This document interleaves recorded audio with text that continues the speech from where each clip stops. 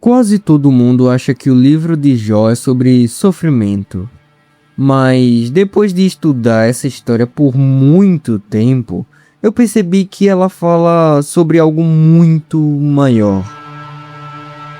E quando você entender isso, talvez nunca mais leia o livro de Jó da mesma maneira. Existem perguntas que atravessam toda a história da humanidade.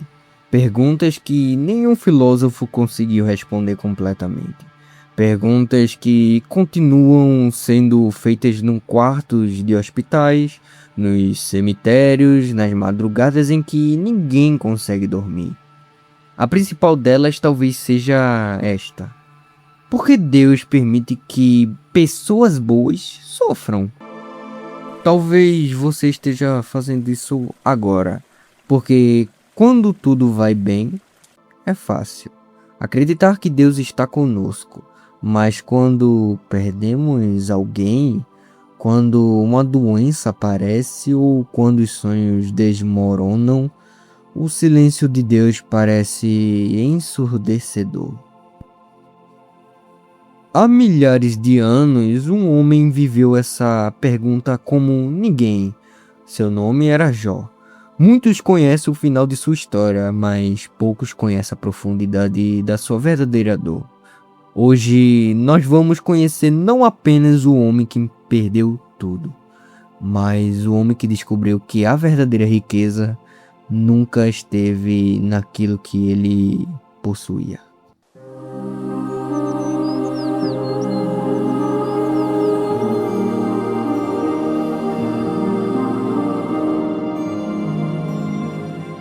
Antes de entendermos o sofrimento de Jó, precisamos entender quem Jó era. A Bíblia nos apresenta Jó de uma forma muito diferente do que esperamos. Ela não começa dizendo que ele era rico, ela diz que ele era, na verdade, íntegro. Jó, capítulo 1, versículo 1. Havia um homem na terra de Uz, chamado Jó. Homem íntegro, reto, temente a Deus e que se desviava do mal. Isso nos ensina algo muito importante. Para Deus, o caráter sempre vem antes da prosperidade. Mas Deus deve estar punindo-os por alguma coisa. Não, Deus não vê um como pior do que o outro. Jó era um homem extremamente rico. Possuía milhares de ovelhas, camelos, bois e principalmente servos. Era considerado um dos homens mais influentes do Oriente, mas sua maior riqueza não estava em seus bens, estava em sua família. Seus 7 filhos, 3 filhas, uma casa cheia, uma vida tranquila e, acima de tudo, um coração completamente voltado para Deus.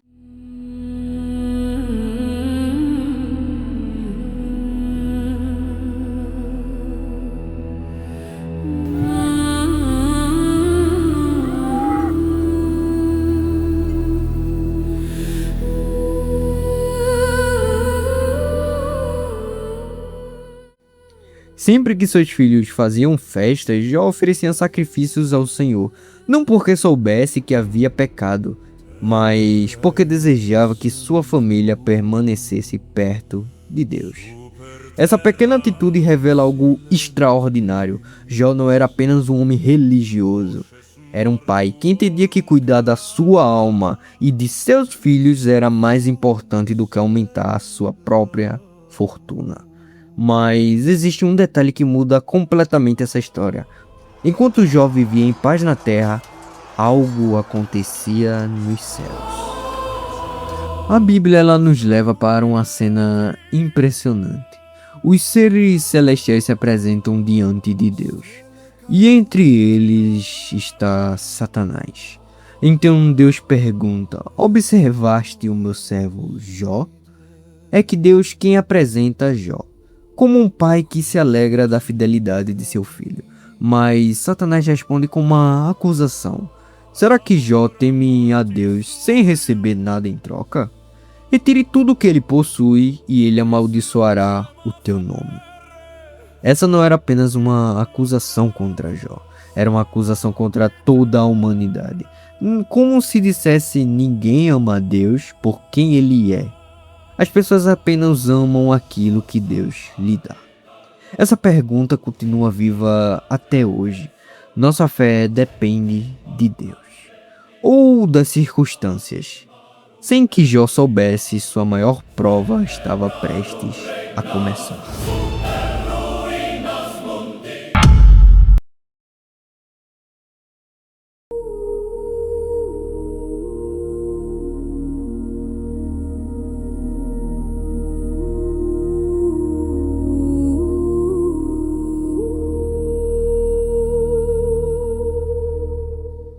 Existem dias que começam como qualquer outro.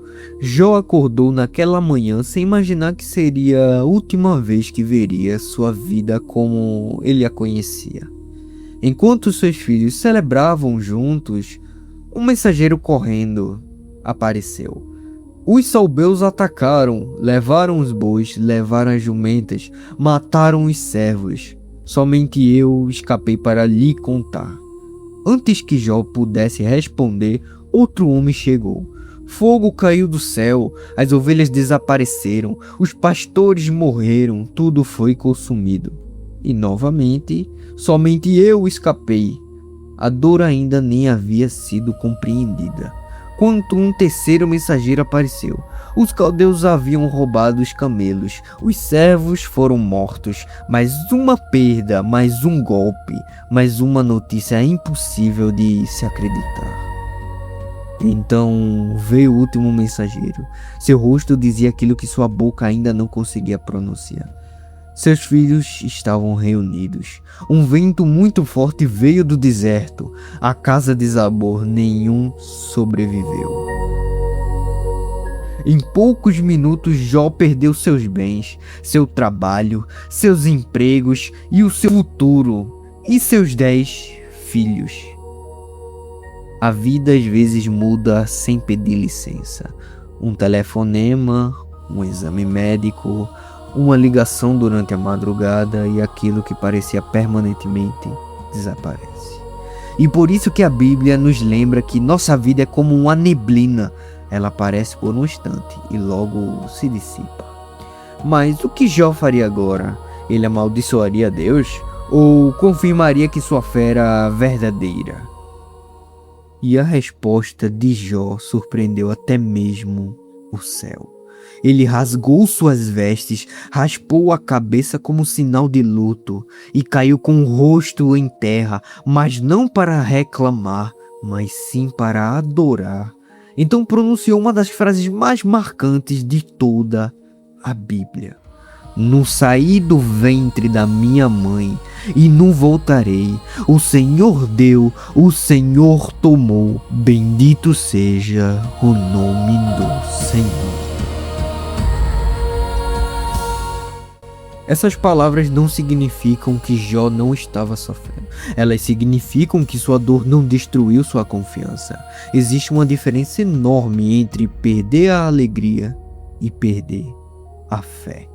Jó chorou, sentiu o peso da perda, mas não abandonou a Deus.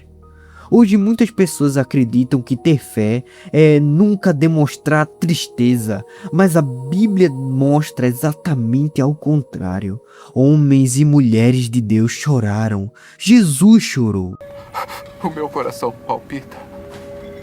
As forças me faltam. Até a luz dos meus olhos se foi.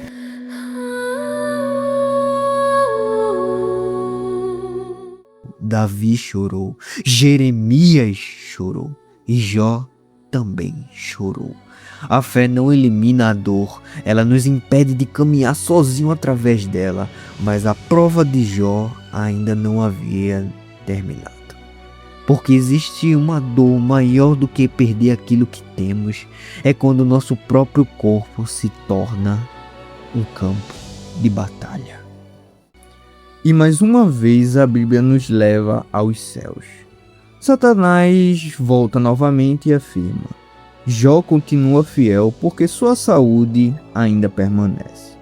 Então Deus permite uma nova prova, mas estabelece um limite: sua vida será preservada.